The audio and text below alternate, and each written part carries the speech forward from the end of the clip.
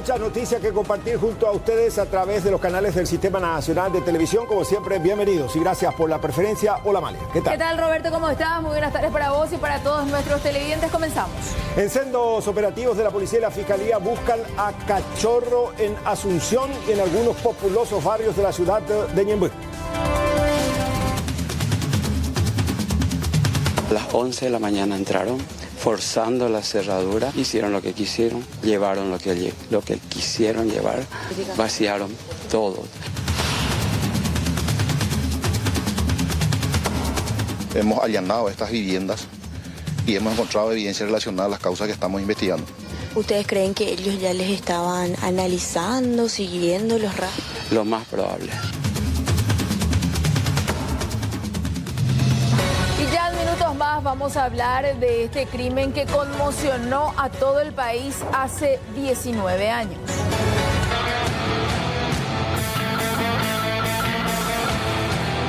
Voy a tratar de controlar la situación, la persona se va a entregar para eso.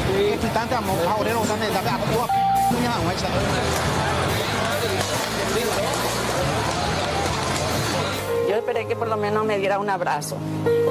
¿Vos esperaste que él te abrace, doña Blanca? Qué fuerte lo que me decís. Porque yo necesito ese abrazo.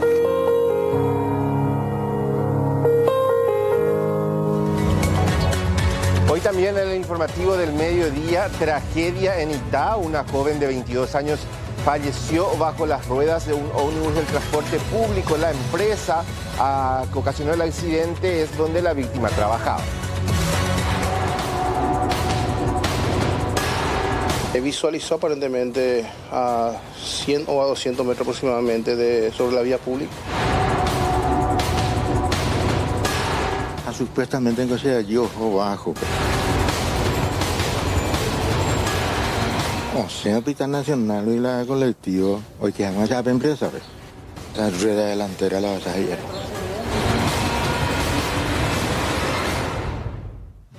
Agitada mañana en tribunales, condenaron a 10 años de encierro a Carlos Granada. Los detalles en vivo en directo con Yuriko Lex. Adelante, buenas tardes. Buenas tardes, Roberto. Así es, llegó a su fin uno de los juicios más emblemáticos que habla de violencia y acoso en el ámbito laboral. Condenaron a 10 años de cárcel al ex jefe de prensa Carlos Granada. En instantes, en un relato pormenorizado, vamos a compartir los detalles con ustedes. Aguardamos. Y ya recibimos también a nuestro compañero Natanael Cáceres. Nata, adelantanos, por favor, ¿qué es lo que piden para este trabajador de Motobol? Es así, estamos hablando de Diego Delgado. Tanto asociaciones de motociclistas y conductores de plataformas se manifestaron hoy frente a la Fiscalía de Luque exigiendo la desestimación de esta causa, teniendo en cuenta que el joven se encuentra con arresto domiciliario y no está pudiendo trabajar para sostener a su familia. Alegan legítima defensa. Te esperamos, Nata, gracias.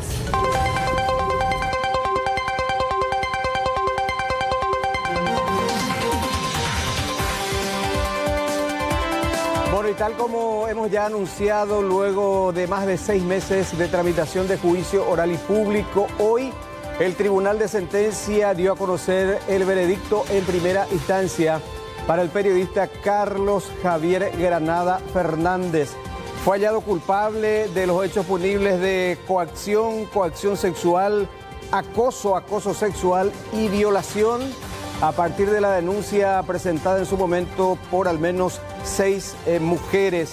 La decisión, hay que decir, compañeros, fue unánime por parte del Tribunal de Sentencia, que en una primera etapa aclaró que el delito de acoso sexual no ha prescripto, tal como había solicitado la defensa también en sus alegatos finales. Para el Tribunal de Sentencia se comprobaron todos los hechos denunciados.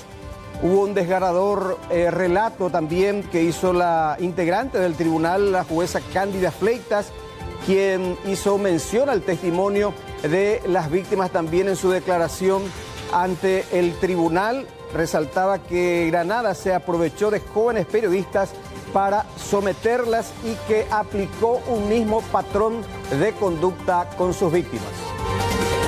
Para este tribunal, es decir, la conducta ha sido plenamente probada. Hemos escuchado durante el transcurso de este juicio, que duró más de 6 meses, No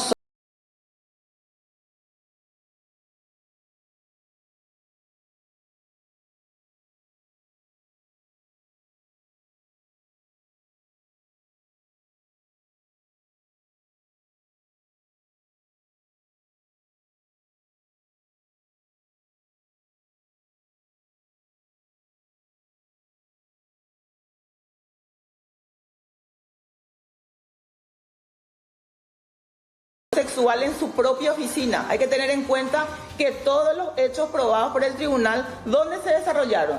En la oficina del señor Granada. Eran citadas, como dije previamente, ¿para qué? Para una corrección por el...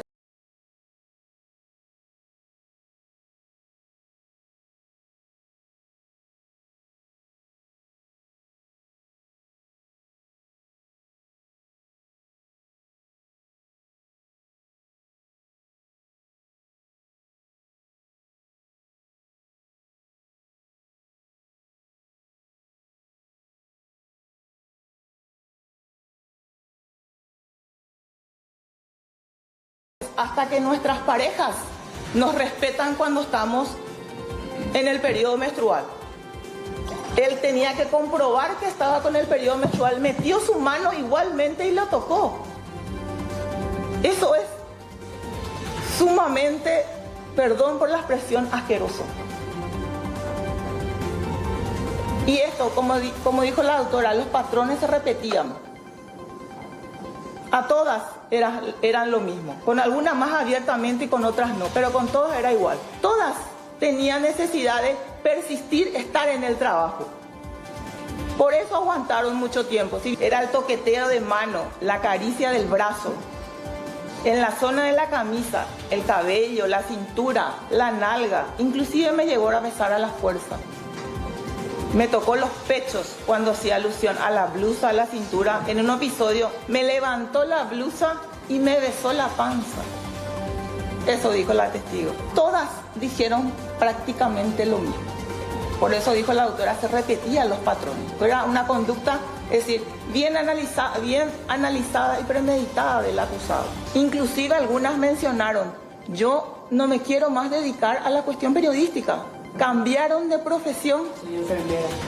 Cambiaron de profesión o si continúan con la cuestión periodística no quieren más estar a solas con ningún hombre en ninguna entrevista por el miedo o lo que ya le generó la consecuencia de este hecho.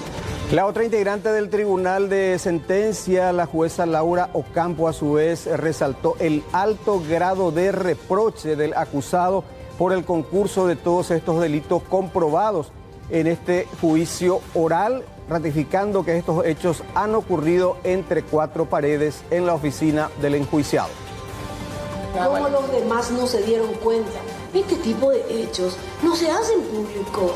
Este tipo de hechos se hacen en cuatro paredes. ¿Por qué yo insistí tanto con el tema de que si estaba en el baño? Por algo muy importante. 3 personas me dijeron, 3 testigos. Eso significa de que era voz populi. Las personas que vinieron a declarar acá le debían fineza al señor Carlos Granada. Porque él le puso, obvio, algo le tengo que retribuir. No sé, no conozco. Obvio, es muy normal eso. Y es también respetable. También resaltaron que el acusado en este caso no mostró ningún signo de arrepentimiento a lo largo del proceso. Y a continuación compartimos el momento de la sentencia de primera instancia. El tribunal, en nombre de la República del Paraguay, considera justa la pena privativa de libertad de 10 años. Se revoca las medidas alternativas a la prisión preventiva que goza hoy día el acusado. Y se decreta la prisión preventiva, se imponen las postas al acusado. Eso es todo, muchas gracias. El juicio ha terminado.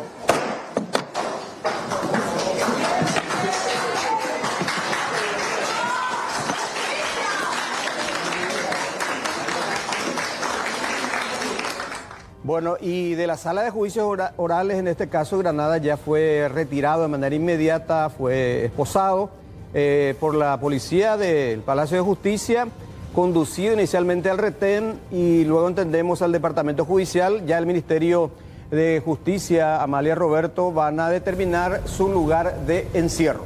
No se sabe hasta ahora dónde va a guardar eso. Van a determinar las autoridades carcelarias. ¿Sí? Ajá, pero le restarían aquellos meses en que ella estuvo con reclusión domiciliaria, Cuevas, ¿no? Como corresponde. Igual él manifestó que iba a apelar también después. Claro, es una vía que tiene, incluso puede llegar hasta la Corte Suprema. Estaba pendiente de una acción que planteó también en la Sala Constitucional. Creo que en estos días también se van a expedir. De todas maneras, en el relato sucinto de los hechos, el Tribunal de Sentencia claramente sienta una postura y 10 años exigió la Fiscalía, pidió, peticionó y se actuó en consecuencia. La expectativa de pena, hay que decir, el marco penal 15. Por el concurso de todos estos delitos iba desde 6 meses hasta 15 años de pena privativa de libertad, pero lógicamente en estos casos se hace lo que se llama la medición de la pena, la conducta del acusado a lo largo del proceso, en fin, varios lineamientos que se tienen en cuenta y se aplica lo que para el Tribunal de Sentencia sería la pena justa, en este caso la de 10 años, que coincide también, hay que decir, con lo que pidieron las agentes fiscales y también el abogado de la querella. Pero también luego del veredicto habló el propio Carlos Granada, él se ratifica en su inocencia de que la sentencia se basó solamente en las declaraciones de la víctima y recordaba la acción pendiente ante la Sala Constitucional de la Corte Suprema de Justicia. Es un juzgado que tuvo en cuenta declaraciones, ¿verdad? Pero bueno, estamos en manos de la justicia. ¿Que el tribunal no actuó con objetividad, Carlos? ¿Cómo? ¿Sí que el tribunal no decidió con objetividad? No, yo no voy a calificar cómo resolvieron ellos. Ellos tienen su forma de ver. Yo soy inocente. Pidió disculpas, dijo el tribunal. Pero ¿cómo voy a pedir disculpas a lo que no hice? O sea, si a vos te dicen, yo te voy a decir nomás, si a vos te dicen, vos le pegaste a alguien en la esquina y vos no hiciste eso, ¿cómo le vas a pedir perdón a alguien que no le pegaste? Yo no hice eso. O sea, el relato acá es cierto. Hubo relato acá, pero por lo visto yo no he escuchado mi parte. O sea, declaraciones de ella a la psicóloga. O sea, no hay ni una prueba. Muéstrame un WhatsApp, muéstrame algo que indique que yo le convocaba a ella o le escribí algo, le dije algo. ¿Vas a apelar, Carlos? Claro. Además, yo te voy a decir una cosa, hay una acción en la Corte. En la Corte, 3 ministros de la Corte admitieron la inconstitucionalidad que nosotros planteamos, ¿verdad? Y eso todavía está pendiente.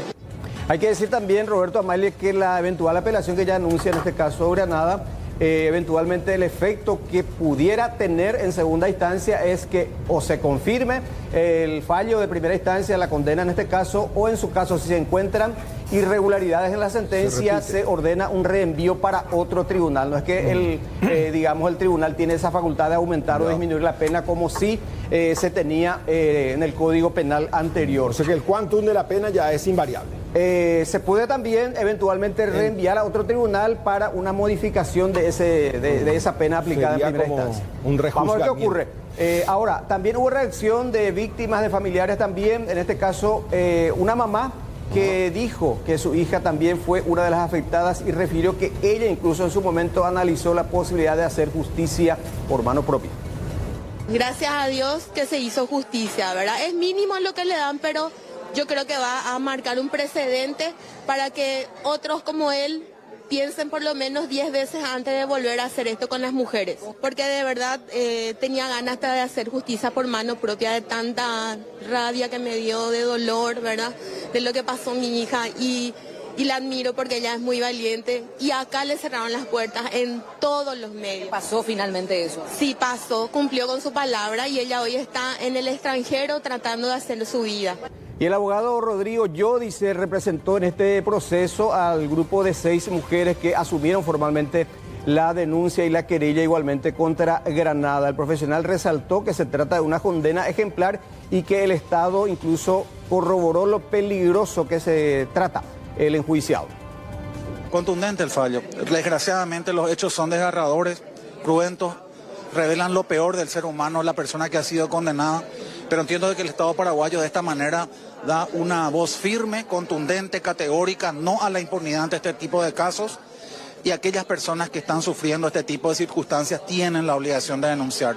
que nunca dejen de creer en la justicia. Y yo creo que este es un fallo que verdaderamente, mínimamente se acerca al sentido más básico de justicia. Yo creo que el Estado paraguayo le ha dicho en su cara exactamente lo peligroso que es él, solamente los testimonios. No es así de ninguna manera.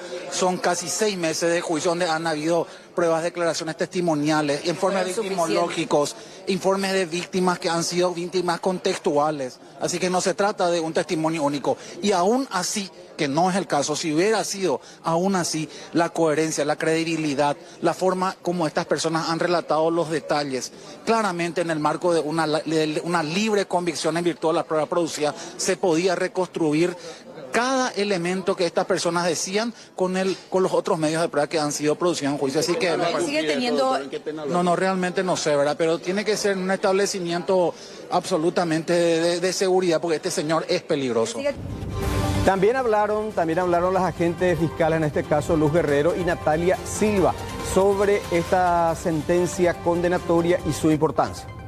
Para el Ministerio Público, desde el momento que iniciamos la investigación, nos abocamos a colectar todos los elementos, sostuvimos nuestra acusación porque estamos convencidas de todos esos elementos que colectamos, que para nosotros eran suficientes para acreditar los hechos punibles, porque son 3 hechos punibles, y finalmente hoy, después de meses de juicio oral, el Tribunal de Sentencia expone que efectivamente los hechos han ocurrido de la forma en que el Ministerio Público ha expuesto y que sí tienen suficientes elementos, suficientes pruebas, y por eso consideran no solamente la existencia del hecho, sino la autoría del señor Carlos Granada. Es un caso muy importante y que realmente se da en muchos lugares de trabajo y que la gente no denuncia. Entonces, este es un caso bastante importante. En este caso, o sea, como bien refirió mi colega, nosotros podemos probar los hechos por todos los medios de prueba, no solamente por videos o medios de prueba determinados, sino por todos los medios. Y acá se ha acreditado plenamente, por unanimidad, la decisión del tribunal. Eso es muy importante. Bueno, hay que agregar también que la notificación oficial, la lectura íntegra de la sentencia condenatoria en este caso, se va a conocer y se va a entregar a las partes esta quincena de diciembre, y a partir de allí corre el plazo, compañeros, para la interposición del recurso de apelación.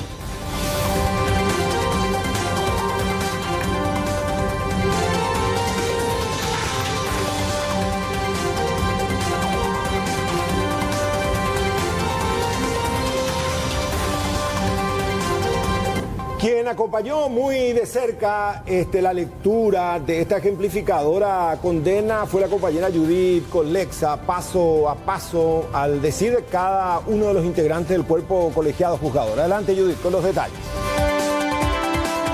Bueno, ahora lo que sigue, Roberto, es la llegada de Carlos Granada aquí hasta el Departamento de Judiciales de la Policía Nacional, que es el trámite correspondiente para la posterior ida a una penitenciaría que todavía no está decidido. Un juzgado debe hacerlo, pero el paso inicial es aquí. Tenemos entendido que cerca de las 13 horas está previsto esto. Carlos Granada sigue en el retén del Palacio de Justicia, un poco después que se diera justamente la lectura de la sentencia. Ya lo sacaban esposado de la sala y allí lo llevaban directamente hasta el retén. Ya seguidamente lo que corresponde es su venida aquí hasta el Departamento de Judiciales. Otra información que nos proveyeron allí en el Palacio es lo siguiente, que la acción de inconstitucionalidad presentada por la defensa de Granada quedó rechazada. Entonces esa respuesta al menos ya tenemos también con respecto a eso, de lo que él también en parte se estaba agarrando durante estas declaraciones que dio a los medios de comunicación. Estamos expectantes aquí, Roberto, aguardando que se cumpla este siguiente paso dentro de esta cadena que tiene que ver justamente con su ida hasta la penitenciaría que se le designe.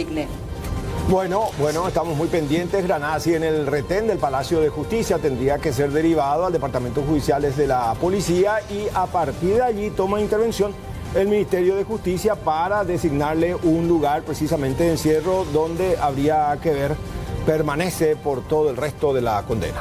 Sí. Así es, Roberto, Amalia, y ampliando lo que señalaba hace instantes la compañera, también hace instantes la Sala Constitucional de la Corte Suprema de Justicia rechazó el pedido de suspensión de los efectos de la resolución que había elevado esta causa a juicio oral y público, porque esa fue la acción promovida por la defensa, esa elevación del proceso a juicio oral, y se pedía la suspensión de esa resolución. Se rechazó eso, pero todavía debe resolverse el fondo de la cuestión, la acción de inconstitucionalidad, Entonces eso todavía se va a tramitar en la Sala Constitucional de la Corte Suprema de Justicia. Gracias Judith, y también por supuesto queremos compartir el comunicado que tenemos por parte del canal con respecto a este tema. Comunicado a la opinión pública. Televisión Cerro Corá SNT Canal 9, como institución comprometida con los valores éticos del periodismo, apegado con el respeto a la dignidad y los derechos humanos, se pronuncia a la opinión pública con relación a la sentencia dictada por el Tribunal de Sentencia Penal de Asunción, presidido por la magistrada Laura Ocampos e integrado por los jueces Cándida Fleitas y Juan Pablo Mendoza, en el marco de sustanciación del juicio oral y público al que fue sometido el señor Carlos Javier Granada Fernández, exgerente periodístico de nuestro medio. Tras un juicio sustanciado conforme a la ley, el Tribunal de Sentencia ha declarado la existencia de los hechos punibles de coacción, acoso sexual y coacción sexual, cuya autoría es de Carlos Granada Fernández. Estos hechos delictuosos fueron cometidos en perjuicio de 6 trabajadoras de nuestro canal, cuando Granada Fernández ejercía funciones jerárquicas y por tanto tenía autoridad e influencia sobre las víctimas en virtud del vínculo laboral. La resolución judicial, aun cuando es de primera instancia, impone una pena privativa de libertad relevante y de efectivo cumplimiento y representa el primer paso para el cierre de un proceso judicial iniciado en mayo del 2022 tras las valientes denuncias presentadas por las víctimas ante el Ministerio Público. Desde el primer momento en que se ha tomado conocimiento de la perpetración de estos hechos, Televisión Cerro Corá SNT ha colaborado plena e irrestrictamente con la investigación fiscal y el Poder Judicial, facilitando toda la documentación, información y testimonios requeridos, y ha mantenido un compromiso inquebrantable con la verdad y la justicia. Reconocemos el coraje de las denunciantes, profesionales talentosas y fundamentales para nuestra labor informativa, cuyas voces han sido claves para visibilizar y combatir conductas reprochables e inaceptables en cualquier entorno laboral. Esta determinación no solo busca la reparación personal, sino contribuye a un cambio cultural profundo en el sector de los medios de comunicación, fortaleciendo la prevención de futuros abusos. En este difícil contexto, nuestro medio ha brindado el soporte profesional necesario a las trabajadoras, buscando contenerlas emocionalmente y acompañarlas a lo largo de todo el proceso. Nuestro compromiso va más allá y es una obligación moral con el bienestar de nuestro equipo.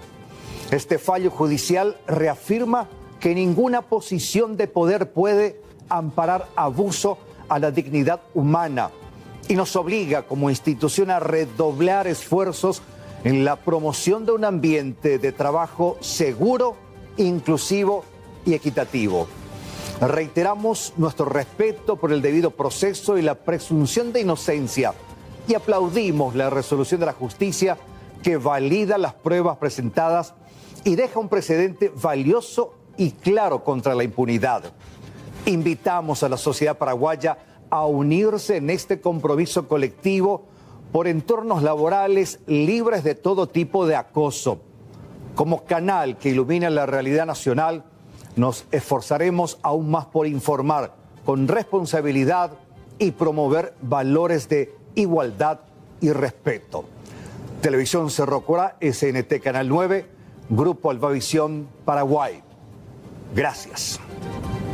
Comunicado del Grupo Albavisión en la voz de nuestro gerente de prensa y deportes, Carlos Trocha. A las 11 de la mañana entraron, forzando la cerradura, hicieron lo que quisieron, llevaron lo que quisieron llevar, vaciaron todo. Hemos allanado estas viviendas y hemos encontrado evidencia relacionada a las causas que estamos investigando. ¿Ustedes creen que ellos ya les estaban analizando, siguiendo los rastros? Lo más probable.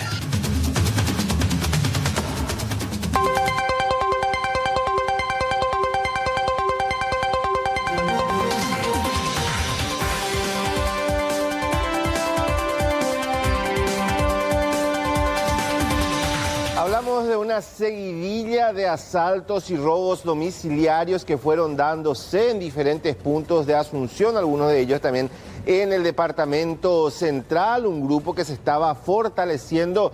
Jennifer, ¿quién es el principal líder de esta organización? Sonará bastante conocido el nombre que te voy a mencionar, Rolando. Emilio Ramón Aguilera, más conocido como Cachorro, era el principal objetivo en estos procedimientos que fueron llevados a cabo el día de hoy por agentes del Departamento de Investigaciones Asunción. 3 allanamientos realizados, 2 en Barrio Obrero y 1 en la ciudad de Ñemby, en prosecución a varios hechos delictivos, específicamente robos domiciliarios. Alias Cachorro, quien lidera una estructura criminal que se dedica especialmente a hechos de tortoleadas, como así también a robos domiciliarios. Realizaron aproximadamente 8 atracos en los últimos días. Ellos visitaban viviendas lujosas específicamente, ingresaban a las casas y se terminaban llevando todo lo que encontraban, hasta muñecas, juguetes de las criaturas que habitaban en el lugar, ellos terminaban robando. Ustedes ya se fijan en las imágenes del circuito cerrado, la manera en la que los mismos operaban. Llegaban a la zona, analizaban el lugar, realizaban el trabajo de campo, inclusive descendían de los vehículos y hablaban con los vecinos de las víctimas, preguntándoles supuestamente si es que las víctimas se encontraban, porque ellos tenían que hablar con ellas. Hasta ese nivel llegaba el trabajo que estos marginales realizaban. Tras los procedimientos fueron detenidas 2 personas, una de ellas un abogado bastante conocido, quien es el dueño de la camioneta que vemos en las imágenes del circuito cerrado. Si se dan cuenta, en todos los hechos se utilizó el mismo rodado, pero con cuál ellos diferenciaban el automóvil, cambiando de chapa. Afortunadamente esto no fue impedimento para los investigadores, quienes esta mañana llegaron hasta la vivienda de estos 2 hombres cómplices de alias Cachorro y los terminaron deteniendo. Conversamos con una de las víctimas, quien lamentó lo sucedido y también nos relató cómo es que estos malvivientes ingresaron a su vivienda. Como nosotros salimos de la casa a las 6 de la mañana, volvemos bastante tarde y ellos aprovecharon. A las 11 de la mañana entraron, forzando la cerradura del portón principal, más la del fondo, que también es de hierro, todos son de hierro, forzando. Hicieron lo que quisieron, llevaron lo que quisieron llevar y nos llevaron joyas de mi señora, de mi hijo, nos llevaron televisores, 2 televisores, nos llevaron equipos de sonido, dinero en efectivo. Vaciaron prácticamente. Vaciaron todo. Es triste encontrarse con cuando entra uno a la casa y encuentran todo tirado, las cosas, todo tirado realmente, de punta a punta, haciendo lo que hicieron a esta gente. ¿Ustedes creen que ellos ya les estaban analizando, siguiendo los rastros? Lo más probable que haya ocurrido eso, y es por eso que llevaron a cabo sabiendo bien, fueron a una despensa preguntando por a ver si nosotros estábamos. Ahí está el relato del señor Walter. Jennifer, en su caso, ¿dónde está ubicada su residencia? ¿Dónde fue el robo? Porque tenemos entendido que hicieron en diferentes lugares, ¿no? Porque decías al menos 8 robos. Es así, Rolando. Precisamente ellos se movilizaban más en el área central. En la ciudad de Fernando de la Mora queda ubicada la vivienda del señor Walter, uno de los afectados. Específicamente en esa zona ellos realizaron 2 tentativas de robo domiciliario y 2 robos llegaron a concretar. En Villa Aurelia también realizaron otro hecho delictivo, y gracias al caso de Villa Aurelia es que se llegó a los procedimientos del día de hoy. ¿Por qué decimos esto? Porque los intervinientes sobrevivientes también reclamaban que la Fiscalía de Fernando de la Mora no les daban orden de allanamiento para poder realizar el procedimiento correspondiente. Aproximadamente 78 cámaras de seguridad fueron analizadas por los agentes investigadores para poder llegar a estos delincuentes. No se encontró al objetivo principal, alias Cachorro, pero dos de sus cómplices más fuertes sí quedaron detenidos. El subcomisario Johnny Godoy nos comentaba un poco más acerca del procedimiento. Hemos ya tenido varios hechos, varios en la zona central que eran tentativas y otros consumados. De hecho que ya hemos informado en su momento oportuno al fiscal de la causa de Fernando, el doctor Acuña.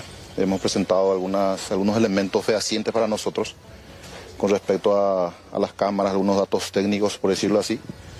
En todo caso, le habíamos solicitado allanamiento y él, por una cuestión legal, tengo entendido, no sugirió, no pidió al juzgado penal pertinente. En todo caso, tuvimos otra causa en el barrio Villa Aurelia de Asunción, que ya correspondía a nuestra área metropolitana, por decirlo así. Y hemos presentado también elementos con respecto a un vehículo que es el Corando Negro. En ese contexto hemos allanado estas viviendas y hemos encontrado evidencia relacionada a las causas que estamos investigando. Jennifer, con la detención de estas personas, ¿cuántos más quedan por ser capturados?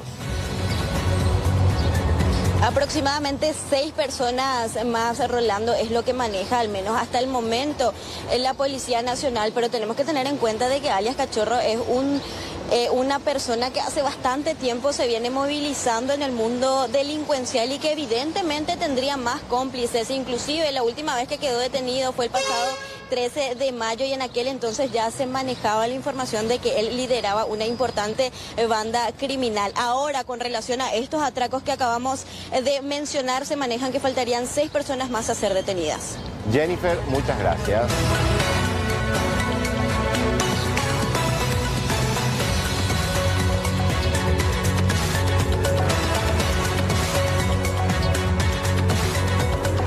Joven fue aprehendido tras apuñalar a su vecino en Vallapuá, Areguá.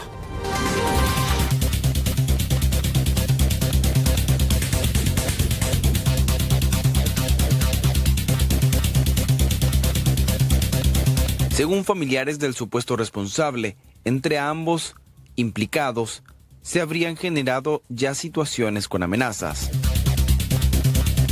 Una lesión producida por arma blanca ocurrió el día 24 de noviembre a las 19 horas aproximadamente en la vía pública.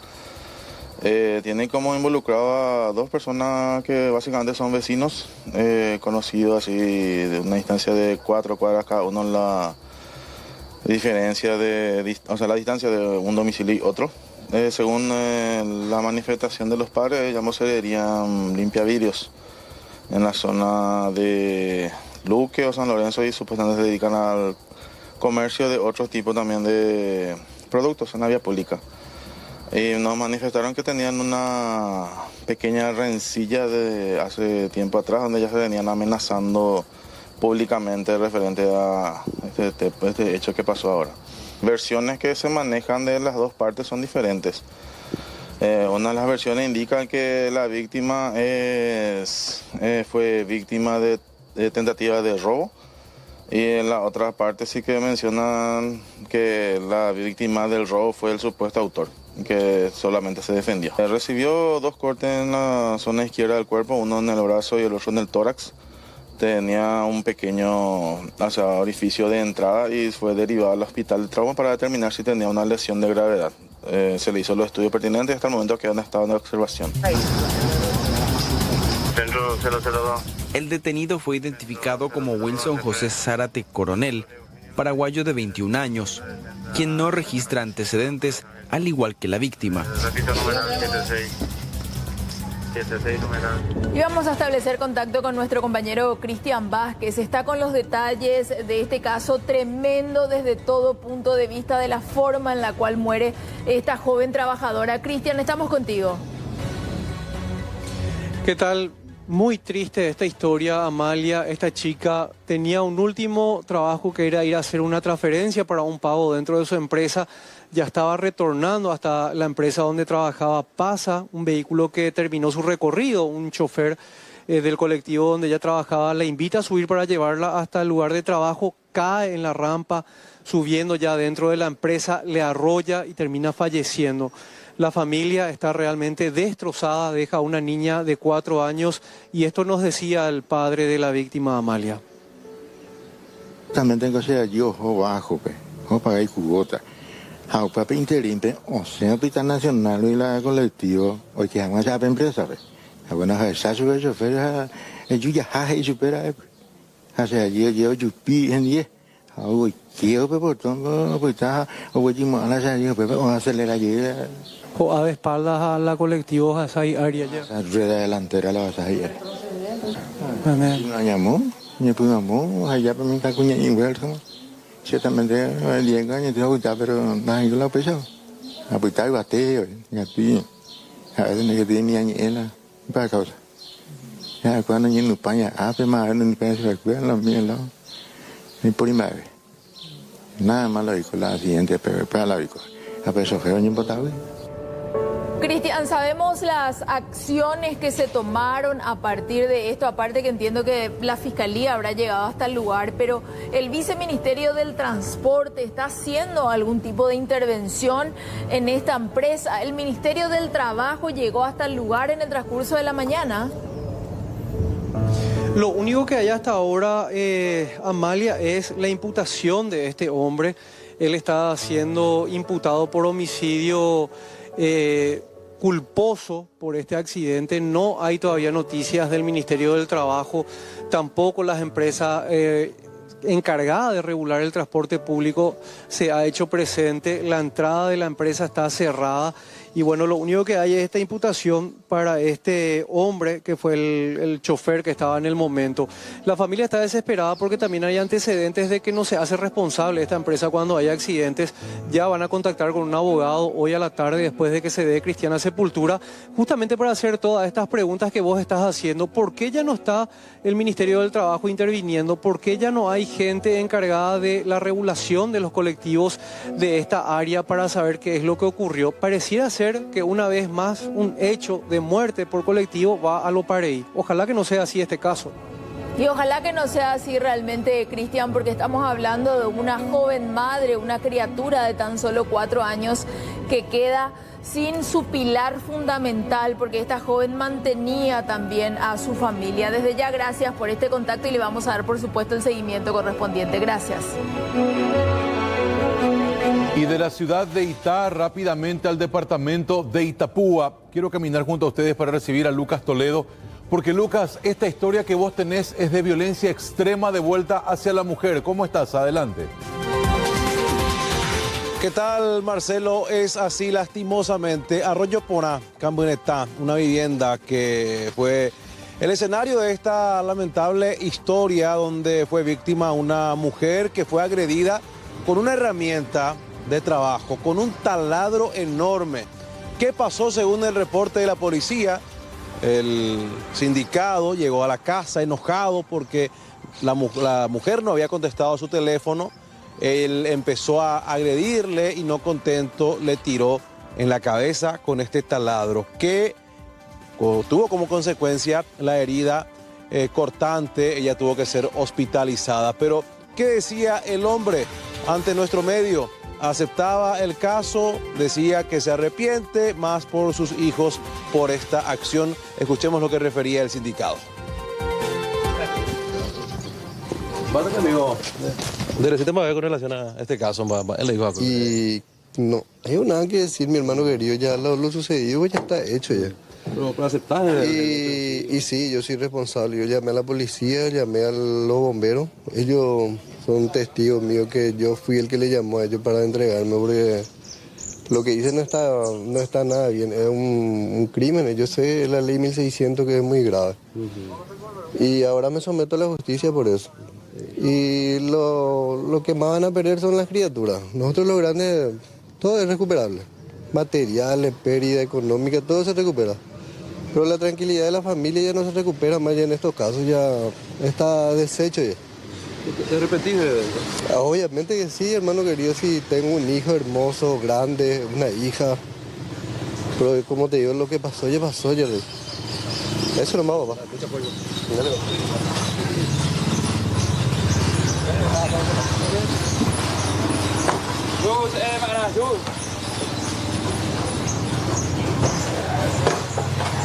Lucas, una tranquilidad sorprendente, un uso de palabra, articuló bien todo el discurso. Y ya entendió la tipo, pero se le cruzaron los cables.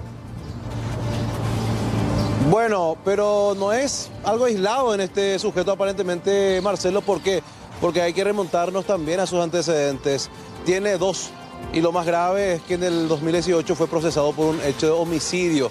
Entonces no se reincidió, o sea, no, en este caso no se reinsertó, digo bien, a la sociedad aparentemente, y bueno, tiene estas conductas, y él cuando habla contigo se muestra lúcido, incluso entiende de que hizo algo bastante grave, pero esto pudo haber sido mayor, pudo haber tenido una consecuencia mayor, porque el taladro, viste Marcelo, lo enorme que era, y bueno, con eso le pegó en la cabeza justamente a esta mujer.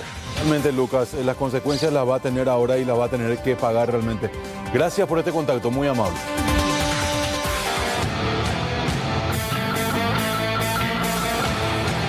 Por favor, tratar de controlar la situación, la persona se va a entregar.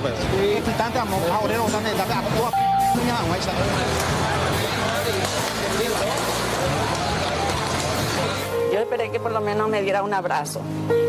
¿Vos esperaste que él te abrace, doña Blanca? Qué fuerte lo que me decís. Porque yo necesito ese abrazo.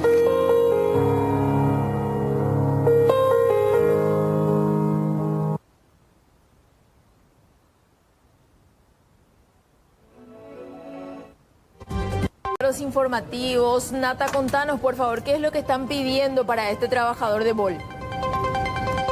Exactamente, Amalia, para hacer un recuento, recordemos que en los primeros días de octubre, Bruno Acosta había despojado de su teléfono celular a Diego Delgado, un conductor de la plataforma, un día domingo en la ciudad de Luque. Este lo persigue, lo confronta, y en ese confrontamiento Bruno recibe estocadas que le terminan acabando la vida. A raíz de esto, Diego Delgado quedó con arresto domiciliario, sometido al proceso. Hoy, tanto pobladores, amigos, familiares, conductores de diversas plataformas realizaron una manifestación frente a la Fiscalía de la ciudad de Luque, quien está llevando el caso, solicitando la desestimación de la causa, alegando legítima defensa. Teniendo en cuenta que Diego Delgado tiene hijos que mantener y actualmente está sin poder trabajar mientras dura este proceso investigativo. Hoy conversamos con su mamá, pedía que se haga justicia porque asume que finalmente su hijo termina siendo la víctima de todo esto. Escuchemos su relato. Mi hijo fue víctima de la delincuencia, solamente que en este caso se dio algo particular. Es verdad que el victimario fue otra vez la víctima, ¿verdad? O sea que él se defendió. Y bueno, eso es lo que nosotros percibimos, que de repente la justicia o los que administran la justicia no le perdonan, ¿verdad? Entonces estamos pidiendo una celeridad del proceso, ya que nosotros acercamos todas las pruebas que tiene hasta ahora la Fiscalía. Somos los David frente al Goliat, porque nos estamos enfrentando a un sistema que es lento, que hasta ahora yo personalmente me veo afectada. Siendo una paraguaya de bien, mi familia, gente trabajadora, estamos siendo afectados por la delincuencia y no estamos teniendo ese soporte de la justicia, así como debería ser. Tendríamos que estar saliendo de nuestras casas trabajando con mucha seguridad y volver a nuestras casas, no a veces volver con impotencia o en este caso cargando con algo semejante como está cargando mi familia ahora. La forma que estamos pasando, él ahora está sin trabajo, sin un ingreso fijo, con los gastos que tenía luego antes y más los gastos que da esta situación en que estamos ahora. Nata, uno de los casos sin dudas más injustos en base a todas las pruebas que venimos viendo fílmicas de lo que pasó con este trabajador de Bol en su momento y en legítima defensa. Exactamente, es lo que se alega, los videos están, las pruebas están, según justamente los familiares y la defensa de Diego Delgado, quien tiene arresto domiciliario, tiene un hijo con una condición que requiere medicamentos bastante costosos y él está sin poder trabajar para sostener a la familia que tiene. Él no quiere desligarse del proceso, él pide justamente a través de sus familiares que continúe el proceso, que por lo menos tenga la libertad ambulatoria para poder trabajar y afrontar con dignidad también este proceso judicial y a su vez mantener a sus hijos. Es lo que piden, que avance la investigación, y ellos siguen sosteniendo que se trató de un caso de legítima defensa, teniendo en cuenta todas las pruebas que ya han presentado.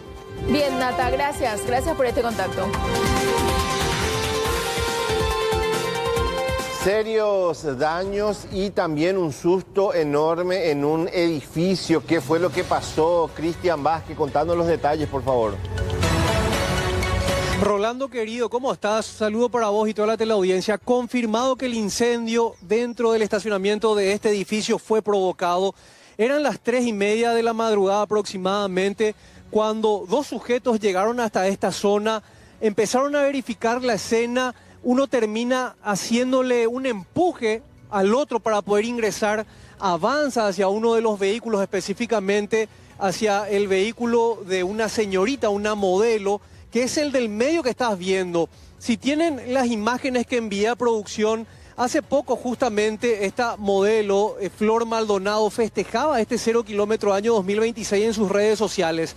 Directamente entraron a prenderle fuego a su vehículo, lo que inició primeramente en el auto de la chica, de la modelo, se extendió hasta los demás que están viendo ustedes en pantalla, y la policía hasta ahora maneja como perpetrado por unos chespis, pero los vecinos están preocupados porque se ve que es un trabajo meticuloso, la forma fría en que bajan estos señores, y el temor de los vecinos. Hay gente que sale a las 4 de la mañana para irse a sus trabajos y decían, si estos sujetos fueron contratados para prenderle fuego a esa camioneta, sí o sí estaban armados. ¿Qué iba a pasar si don Antonio, que estaba sacando su basura, se encontraba cara a cara con ellos?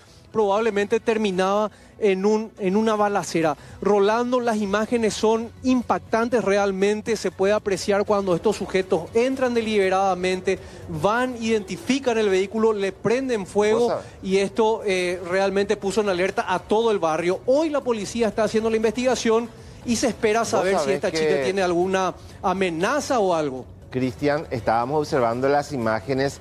Esto definitivamente te da la pauta de que ya estaba planeado por la forma como ingresa estos dos hombres. Primero pasa uno, luego el segundo, y van directamente a la camioneta en cuestión. Cristian, ahí rocían con combustible o tiraron lo que tiraron en ese lugar, y eso hace que se incendie la camioneta. Y a su vez el fuego termina pasando a los vehículos que estaban estacionados en ese lugar. Ahí vemos de vuelta, el hombre estaba cubierto, uno de ellos al menos tenía casco, el otro tenía un kepis, ambos tenían la ropa oscura y pasaron sobre el portón. Incluso hicieron un trabajo de campo previamente para ver si es que no había algún tipo de movimiento por la zona en donde se encontraban las cámaras de circuito cerrado, para posteriormente ingresar al estacionamiento de este edificio e incendiar la camioneta de esta modelo. Reiterarnos el nombre de la víctima principal, Cristian, y cuándo adquirió la camioneta. La camioneta tenía algo así como 2 o 3 meses, Rolando. Es una camioneta de alta gama, año 2023 y 2026. Dejaban la camioneta, la moto acá y avanzaban ahí.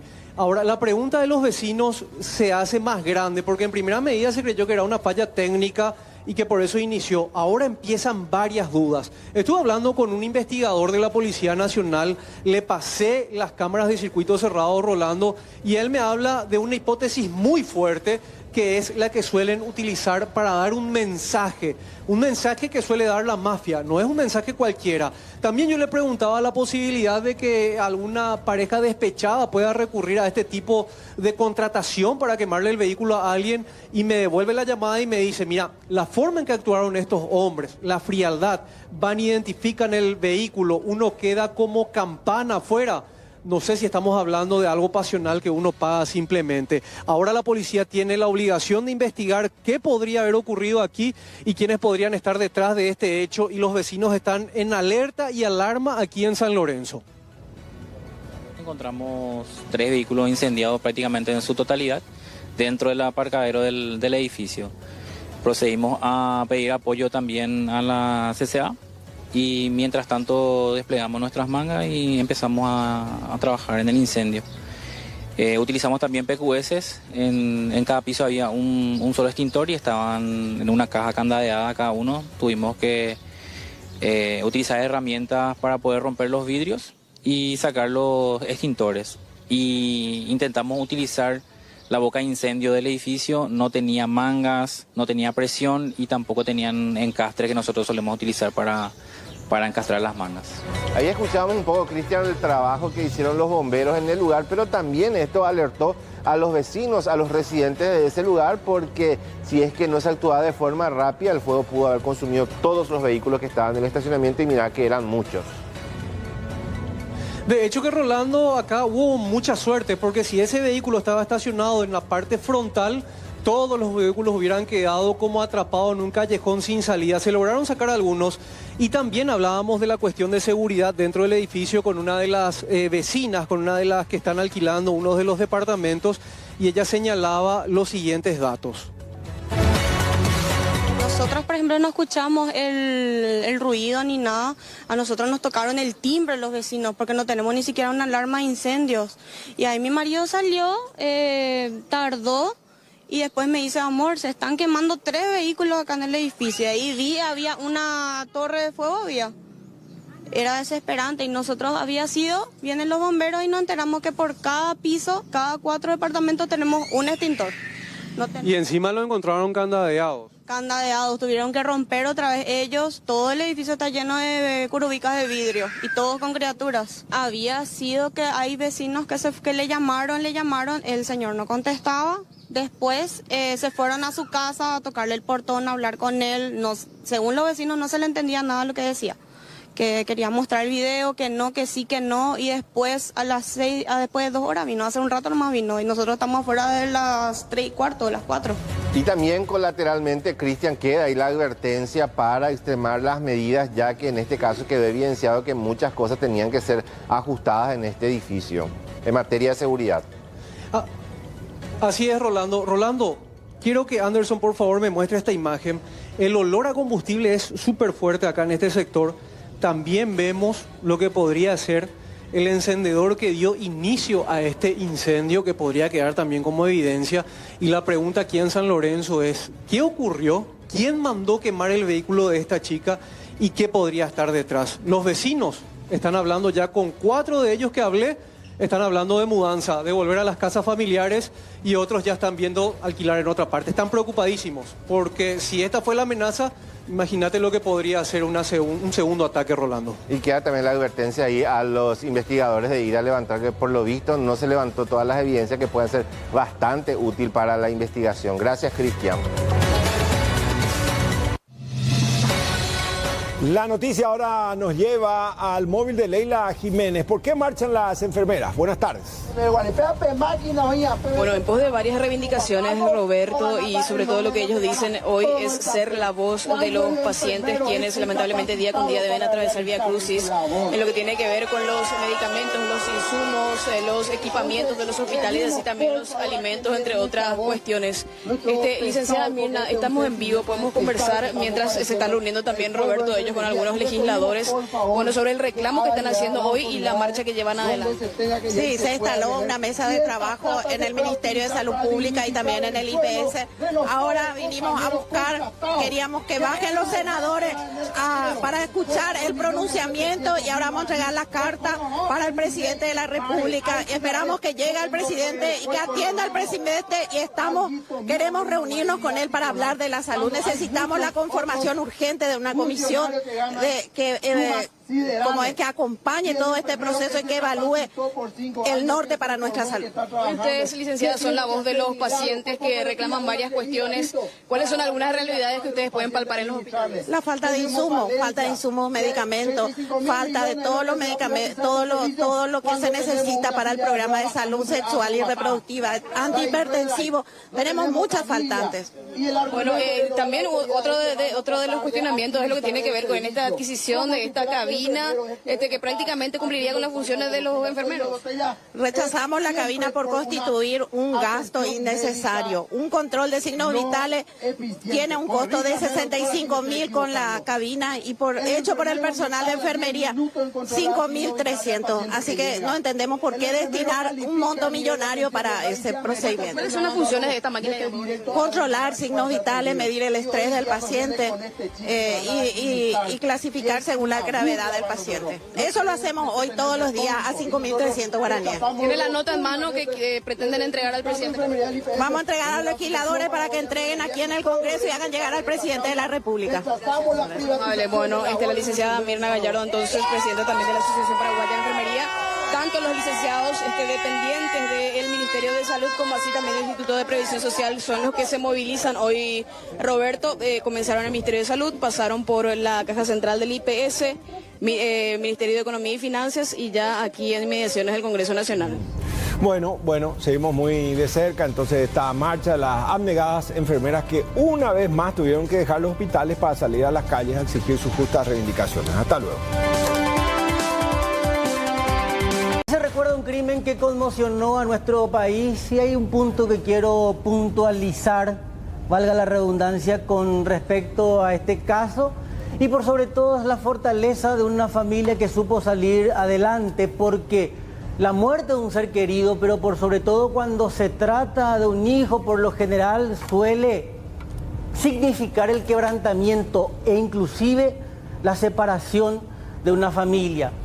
La familia valiente Bernal supo encontrar en el dolor el perdón, pero por sobre todo la fortaleza en Dios para salir adelante. Ahora bien, con respecto a la muerte que encontró el responsable de este crimen, ellos no consideran una justicia divina. Leoncio Piatti es un nombre que te suena y muy bien, Roberto Pérez. Es así, porque lo que hoy se hacía, lo que hoy se hace de manera masiva a través de las redes sociales, yo creo que en los 90, entre el 2000 y 2010, se manifestaba a través de la radio y la televisión. Estaban los famosos llamadores y ese era Leoncio Piatti. Estaba presente en todos los espacios, era una suerte de todólogo. Siempre creo que quien más, quien menos percibía que él tenía alguna condición, algún trastorno. Pero yo cuando ocurrió esto me sentí tan responsable y por muchos otros colegas también. ¿Por qué? Porque nosotros le hacíamos creer a él su propia mentira. Viste, entraba como en sorna, ¿verdad? Él aparecía a veces con un chaleco de la CIA, del Mossad, con un gorrito de la OEA. Y él era el que participaba, el que azuzaba las manifestaciones. Parecía inofensivo. Parecía, a veces encarnaba el rol de defensor de los derechos humanos, estaba en las manifestaciones, llevaba comida a aquellos que estaban en huelga, en fin. Pero lastimosamente se dio un desenlace de esta naturaleza que él reivindicó incluso en las primeras horas, como un acto justo, hasta que después parecía ser cayó en la cuenta y recibió una condena ejemplificadora. 19 años sin Josías.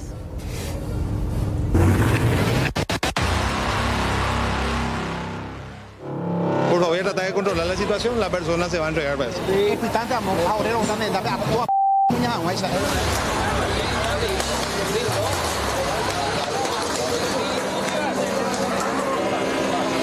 Y mi sobrino de 11 años supuestamente tocó aquel teléfono y el señor le disparó a quemarropa en las casas.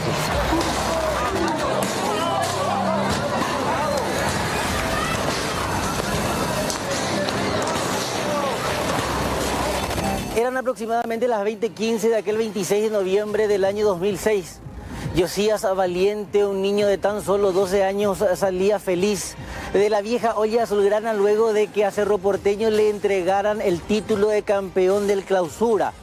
Él caminaba por las calles de Parapití y 20 proyectadas cuando de entre las rejas de esta vivienda, Leoncio Piatti, un contador y particular llamador de radio, lo mataba de un tiro certero en la cabeza.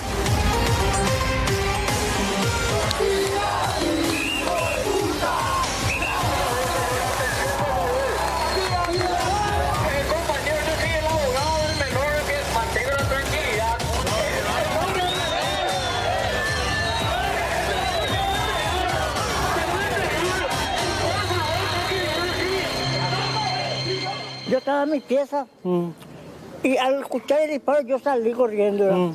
Al salir ahí yo le vi ya a Piatti, acá tenía sus 38. ¿Salió afuera de uno? Y empujaba. Empujaba o sea, quería soltar el cable del teléfono. Para incriminarle al Mitaí, ¿verdad? Y cuando salía allá afuera, ya estaba ya tirado ahí al costado, enfrente mismo. Ya estaba Mitaí, pobrecito, y tirado. Y su tía estaba ahí. Y después ya empezó el descontrol. Y después, desastre. ¿Recordás como si fuera ayer eso? Sí, claro que sí. ¿Pero por qué disparaste contra ese chico? No. Yo no disparé contra el chico.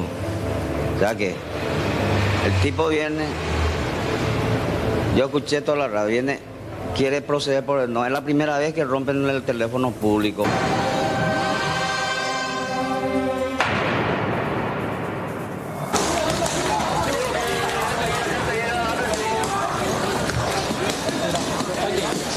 Rápidamente, una turba no solo conformada por familiares, sino también por barras organizadas del Club Cerro Porteño, rodearon toda la zona. Tal es así que Piatti tuvo que ser derivado por antimotines de la Policía Nacional hasta su lugar de detención. Hay que prender. ¿Cómo le va a matar a una criatura de 6 años? Increíble, este asesino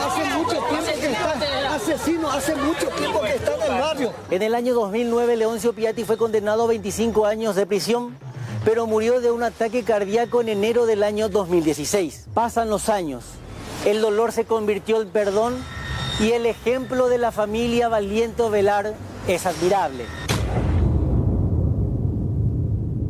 19 años no son absolutamente nada. No. Pasó el tiempo, les veo fuertes. Eso es importante. ¿Y cómo se hace para mantenerse así? Porque está el recuerdo, pero hay que salir adelante. Sí, hay que batallar. Dios el que nos sostiene. Siempre le digo a todos que Dios el que nos sostiene, el que nos saca adelante. En todo. Siempre fue Dios. Y eso es lo que no tiene ahora, está en pie. Gracias a Dios. Y vamos hasta cuándo. Por el recuerdo queda, como decir, día a día. Todos los días nos acordamos. Como si fuera ayer nomás. 19 años son números nomás. Pero el momento queda, ¿verdad?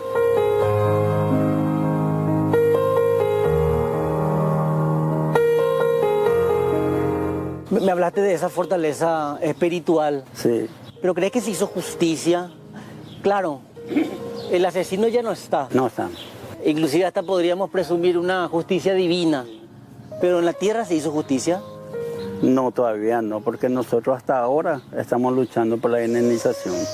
¿Cuándo le dijeron a Leoncio Piatti te perdonamos? En aquella oportunidad en que nosotros estábamos en el juicio, 22 días por ahí, todos los días le vimos. Mirarle a la cara así. Sí. Todos los días nos estamos viendo. Después ahí fue que nosotros procuramos de abrir nuestro corazón a él, pero él no se abrió. Ah, no se abrió nunca. Nunca, jamás. Yo esperé que por lo menos me diera un abrazo. Incluso, ¿vos esperaste que él te abrace, doña Blanca? Qué fuerte lo que me decís. Porque yo necesito ese abrazo. Porque perdí un abrazo. Y eso fue lo que más me dolió. La indiferencia de la gente que hace maldad. Y que me dolió bastante, ¿verdad? Su corazón, que nosotros 22 días ya estábamos ahí entre todos y que él no cedió su corazón. se cerró bastante, ¿verdad? El abrazo del asesino de tu hijo. Quería. Es así de fuerte, la gente no va a comprender, pero quien conoce a Dios entiende de esto. Yo quería ese abrazo, por eso siempre le abrazo a todos y dejo que me abracen también. Y ese para mí es algo muy grande. Y yo sentí en mi corazón que necesitaba de todo para reponerme. Y esa es la remera del sexto grado cuando ellos hicieron la competencia. Y le mandamos a hacer, quería su nombre y quería el número 10 ahí. Lo más importante también, y no tenemos que dejar de lado, es que Josías, al igual que yo, él, vos y ella, era fanática de Cerro Porteño. Así que el domingo salimos campeones, ¿o no? Sí, salimos campeones. Entonces, ¿qué tienen que poner los jugadores el domingo? Así que, tío Josías que está en el cielo, caliente desde el cielo. Tío Josías va a estar presente el domingo. Y la mamá de ella lo que no se nos queda. Y la mamá de ella, sí. Una mamá ejemplar, está trabajando ahora. Sí, una hija 10 de 10. 10 de 10. Y ella es 20 por 20. Hermosa. Fuerza. ¿Me permiten un abrazo, por favor? Sí. Gracias. Claro que sí. Gracias. Gracias por todo. Fuerza, fuerza, ¿sí?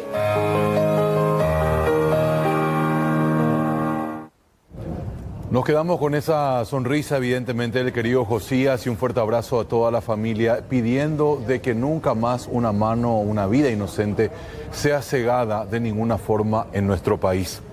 Vamos a cambiar de tema y vamos a ir hasta la ciudad de Pilar para observar estas imágenes que nos muestran filas y filas en horas de la noche y un número frío, el número 120, porque ese número es la cifra de alumnos que puede recibir uno de los colegios técnicos más renombrados de todo el departamento, que funciona en el corazón de la ciudad de Pilar. Y los padres escucharon la información de que antes de lo previsto ya se iba a llevar a cabo la inscripción de nuevos alumnos. Entonces decidieron llevar todo lo que tenían: la silla, la moto, el termo con agua, la loncherita. Fueron a montar guardias de cuera o Putama Pepe y Catujanguesa o asegurar la PTI lugar la familia Cuerandi. Pasaron varias horas hasta que después llegaron la gente justamente ya del Ministerio de Educación y Ciencias para dar un comunicado. Pero vamos a escuchar qué decían los padres preocupados, siempre pugnando por un lugar para sus hijos. ¿Y está en el segundo lugar o va para el? En el segundo lugar. ¿Y por qué eligieron esta institución? Y porque creemos que aquí nuestros hijos se van a desempeñar como, por ejemplo, ya da trabajo, ya sea en la parte eléctrica. Yo también soy electricista y quiero que mi nieto, como ellos. ¿Fuiste egresado de esta institución? Sí, yo soy de la promoción 1981. Desde hoy, haciendo la larga fila, lastimosamente. ¿Son cuántos lugares lo que existe en esta institución? 120 lugares. 120 y acá ya hay bastante. Y creo que ya se completó el cupo. Y la inscripción es recién el lunes, ¿no? El lunes. Son varios días que lastimosamente vamos a tener que estar acá para conseguir un lugar. Y tal vez la institución pueda venir a dar los números correspondientes. Y ojalá que venga y haga así, algo, porque no podemos estar tantos días así. Así es, no tuvimos otra porque nos enteramos de que ya vinieron a formar, que hubo gente que ya vino a formar fila esta tarde. Y para poder tener un lugar ya vinimos a formar ahora la fila. Desde este año se implementa esta modalidad de inscribir por turno a los chicos, porque existía un examen de ingreso anteriormente. Así es, había un examen de ingreso. ¿Qué le parece? ¿Mejor un examen de ingreso o una fila en que llega primero? No, totalmente el examen de ingreso es mejor, toda la vida. Este era el problema, la larga espera, 120 lugares nada más, y la información errónea que lanzó a alguien diciendo de que la inscripción que era para ese uno iba a empezar ya a adelantarse. Pero no, señora, señor.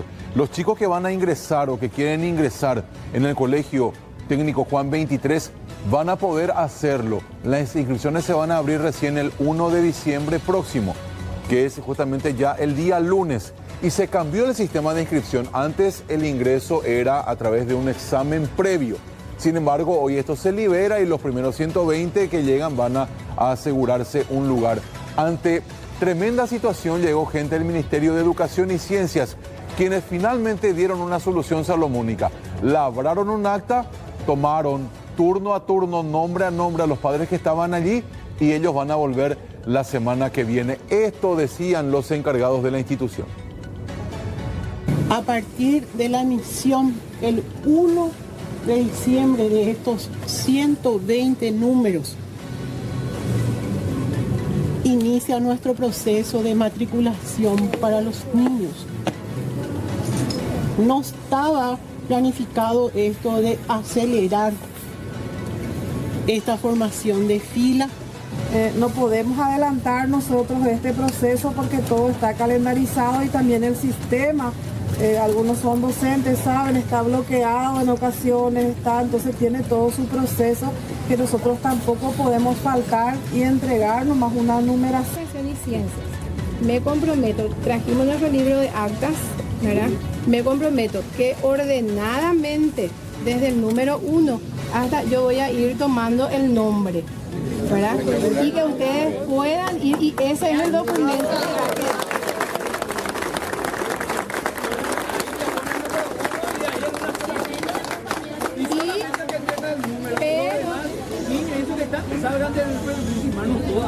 Claro. Pero eso va a ser ahora. Ahora. Es lo que yo llevo como Ministerio de Educación y Ciencia. Pero es hablar con el padre mañana que viene, pero esa es la lista que se va a tener. Claro.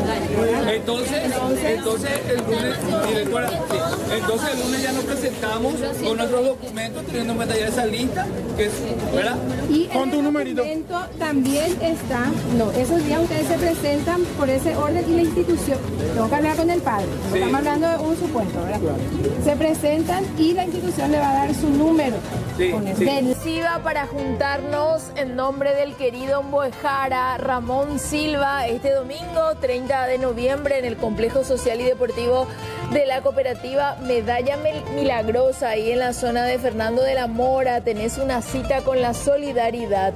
Desde las 9 hasta las 17 horas vamos a vivir un día increíble con fútbol con estrellas, música en vivo, stand de comidas, barras de bebidas, sorteos y mucho más.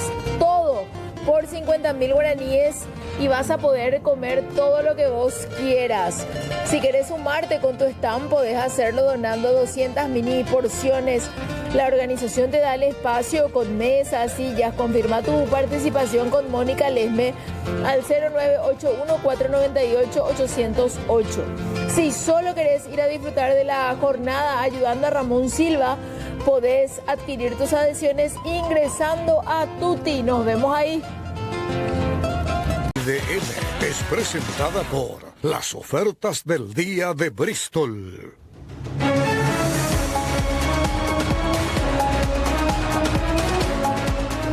Buenas tardes, Paraguay. ¿Qué tal, compañeros? Estamos mirando el resumen. Qué preocupante la situación da. Está con muerte cerebral. Y de acuerdo al relato sucinto de los hechos, pareciera ser que se podía salvar esta vida, porque ¿qué es lo que marca? Creo que le llaman las horas vitales los médicos cuando después de un trauma grave, la reacción y la intervención, el auxilio debería ser inmediato, Marcelo, ¿no? 18 años, Wilson se llama él, iba a bordo de una moto, tenía la preferencial, le choca a una persona, lo auxilia a este hombre hasta el hospital más cercano, en donde se da amparo, Roberto, televidentes, algo que la mamá dice hoy tiene que ver mucho con la negligencia médica. Aparentemente cambio de medicamentos, cambio de planes, suspensión de una cirugía y hoy una muerte cerebral aparentemente ya irreversible. Terrible el caso. Sí, doña Salustiana lo que está reclamando acá es que a ella le dijeron, bueno señora, vamos a operarle a tu hijo para salvarle, ¿verdad? Ella movió cielo y tierra, consiguió todos los medicamentos, 2 millones de guaraníes gastó. Pero eso ya fue después, antes la tomografía. Sí. Después le dicen, está la primera placa. Claro. Que espera un rato porque vamos a ver cómo reacciona. Transcurrieron 24 horas para la segunda tomografía. El pibe estaba en la camilla. Tras la segunda tomografía le dice, es grave la situación, pero no nos sirve de mucho porque la que virtualmente le puede operar está en Hernandarias, en otra cirugía. Entonces ella pide, ¿por qué no me dan? Le voy a mostrar a alguien a ver si qué es lo que puede hacer el sector privado. Hasta ahí es donde yo entiendo. Después ya se me pierde. Y después ella le dice, bueno, sí, le vamos a operar, necesitamos estos remedios, estos medicamentos, 2 millones de guaraníes. Después cuando ella consigue todo eso, porque no es fácil conseguir medicamentos por esa suma, llega y en el sanatorio le dicen, ¿sabes qué, señora? De igual manera tu hijo no va a sobrevivir. Imagínate. Se opera, se puede morir en quirófano. Y si no se muere en el quirófano, va a morirse después. Bueno, así te dijeron, doña Salustiana, ¿sí o no? Bienvenida a la sobremesa. Sí, muy buenas tardes. Sí, así mismo es. Así pasó y no me dieron ni un por ciento de posibilidad que mi hijo iba a sobrevivir después de la cirugía. ¿Cuándo fue el hecho, señora? El hecho fue en kilómetro 4,5. Kilómetro 4,5. ¿Qué día? El viernes a las 4:30 de la tarde. Y sí, y ahí mismo le auxilian, le llevan hasta el hospital, le hacen la primera placa. ¿Y después qué pasó? Después de esa primera placa, porque así como vemos en imágenes, él estaba mirando, parecía hasta consciente en ese momento, ¿no? Sí, así mismo como se ve ahí, yo vine de mi casa, le encontré así porque ellos me llamaron. Después más o menos como a las 8:30, a las 9 recién me llamaron. Y yo vine de mi casa, le encontré así acostado ya en la camilla. Me contaron qué es lo que pasó ahí, estaba con él, 2 señores. Entonces él le auxilió, el señor lo que le chocó fue lo que le auxilió. Entonces le pregunté cómo fue y todo. Y me dijo, le mandamos a hacer unos estudios. Entonces le pregunté al señor, ¿qué le salió en el estudio? Y me dijo, no sé, tenés que ir a preguntar a la doctora. Bueno, me fui a preguntar a la doctora y me dijo la doctora, no sabemos todavía nada del resultado porque la doctora que tiene que ver el resultado está en cirugía.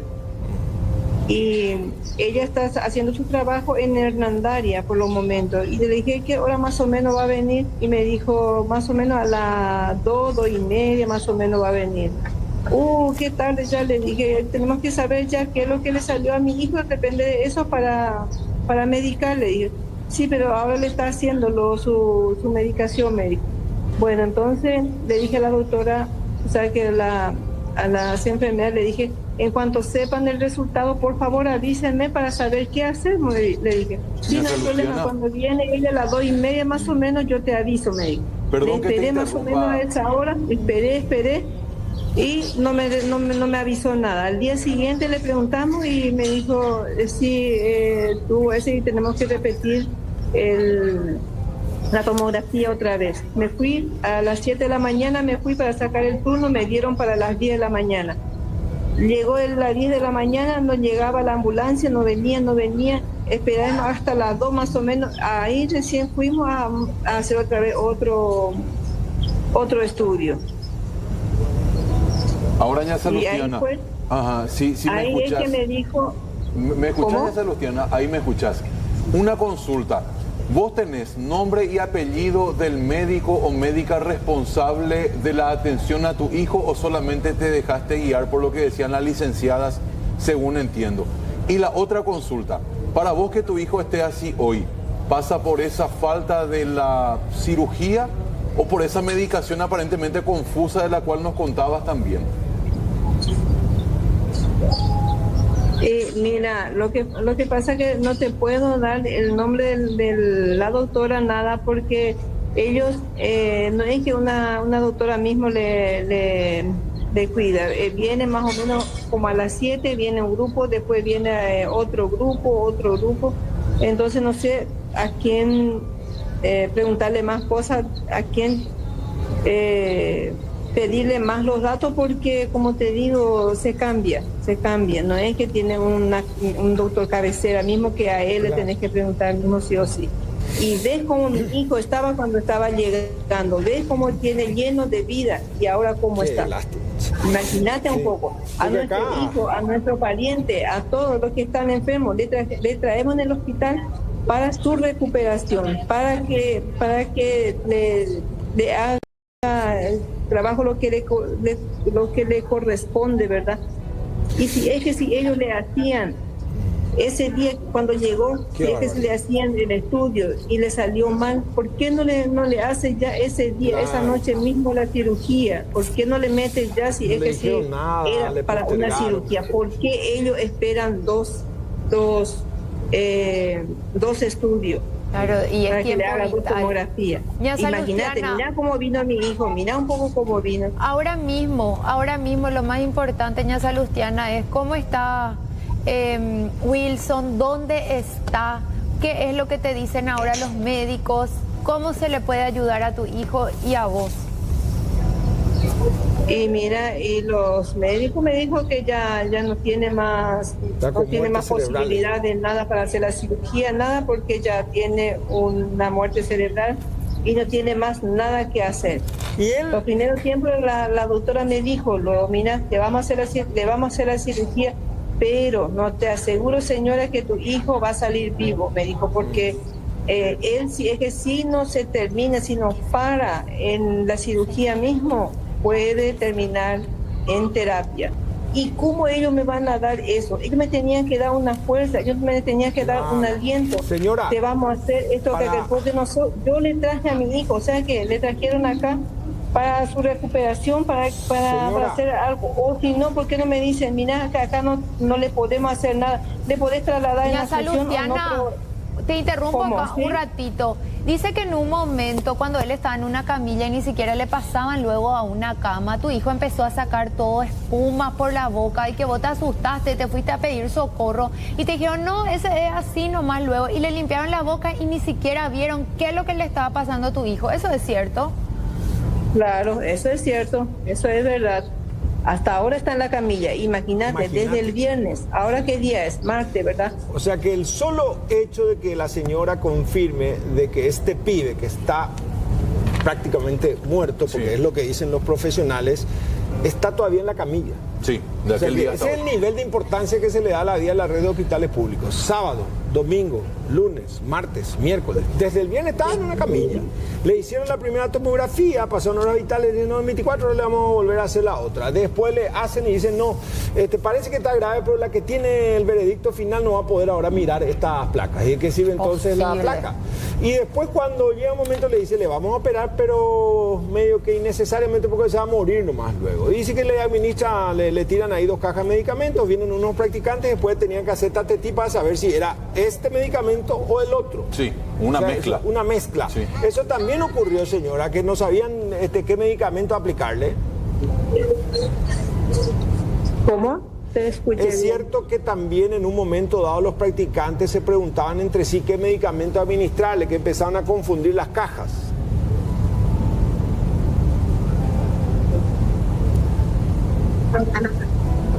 Perdón, la verdad que hay mucho movimiento acá y no te estoy escuchando bien, por eso no te puedo responder. Sí. No, por último, para redondear, es cierto que 2 médicos que estaban ahí como practicantes confundieron las cajas de medicamentos, no sabían qué administrar y tuvieron que preguntarse entre ellos y daba la impresión que le aplicaron el equivocado. Sí, así mismo es. Había un practicante y tenía 3 ampollas que tenías que poner en un suero. Y cuando al llegar ahí para poner se confundió porque son 3 ampollas diferentes que tenías que poner. Entonces le preguntó al otro y el otro tampoco no sabía. Entonces volvió otra vez a preguntar si cuál de los 3 le va a poner ahí. Y cómo vos viendo a ellos, a esos practicantes, mirándole así, ¿cómo le vas a confiar que le va a atender bien a tu paciente? ¿Cómo le vas a confiar? Imagínate lo que pasó anoche, te cuento. Sí. Mi hijo no estaba orinando más, no estaba orinando. Supuestamente, le preguntamos por qué no está orinando. Y nos dijo, ese pasa así, no, porque él ya tiene muerte cerebral, que esto, que aquello. Sí, el riñón ya está fallando, por eso que no está orinando más. Entonces, bueno, nos callamos y justo más o menos como a las 10, más o menos, mi hija se acercó. Mi hija estaba luego con mi hijo ahí adentro. Yo salía afuera un ratito y en ese interín llegó el médico, llegó una enfermera y le dijo a mi hija, ¿por qué le puedo pedir un favor? ¿Por qué no mire su sonda, a ver si no salió, no está doblado, ¿por qué será lo que no está saliendo su orina ahí? Por favor, puede controlar. Y vos sabés que agarró la enfermera, miró, había sido, la sonda estaba trancado. Imagínate un poco, está trancado. Sí. Y la panza de mi hijo ya estaba creciendo. Estaba creciendo como si fuese que uno estaba embarazada de 3-4 meses. Y le estaba saliendo burbuja por su boca. Jesús, y estaba transpirado todo. Imagínate, ¿cómo le vas a confiar a esa clase de persona? Imagínate un poco. Ñaza Luciana, estamos ya sobre tiempo, pero cortito nomás. ¿Tu hijo a qué se dedicaba? Su vida cambió, pero de una manera totalmente inesperada. ¿Es estudiante? ¿Qué hacía él antes del accidente? Cortito. Él está trabajando, él tiene su patrona, estaba repartiendo mercadería, trabaja de delivery, estaba trabajando con una señora, entrega mercadería, sábana, manteles, cortinas, de todo. Gracias, Ñaza Luciana. Mucha fuerza para vos, para tu familia. Vamos a estar muy atentos a esto, Qué compañeros. triste. Es todo lo que podemos decir. A mucha fuerza cuando tenemos que meterle preso a todos los irresponsables, ¿verdad? Porque más allá de la gravedad, uno no puede decir, no, mano, te voy, ¿verdad? Hay que hacer hasta lo último. La directora, hay que buscarle a ella, la doctora Katia Ayala, a ver cuál es la versión, porque... La manera inhumana y tan desinteresada de tratar al ser humano que está ahí, que depende netamente de ellos, ¿verdad? Y lastimosamente, esto no es una constante en el Hospital Regional de Ciudad del Este, nomás pasa acá en cada hospital público, lastimosamente de nuestro país. Salud cero para los paraguayos, salud cero, lastimosamente. Corte.